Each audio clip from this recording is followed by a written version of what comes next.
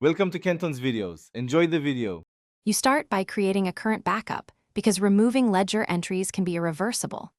Open Gateway of Tally and go to Accounts Info, then Ledgers. This is where you will find consignee ledgers. Once found, verify the ledger group and note any linked voucher numbers. This prevents orphan transactions later. Make sure to pause and double-check names versus aliases because slight spelling differences mean multiple entries.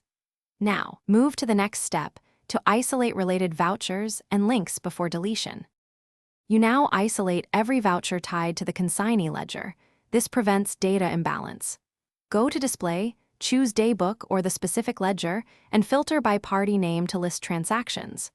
Once listed, edit vouchers to change party to a substitute ledger or cancel vouchers when appropriate.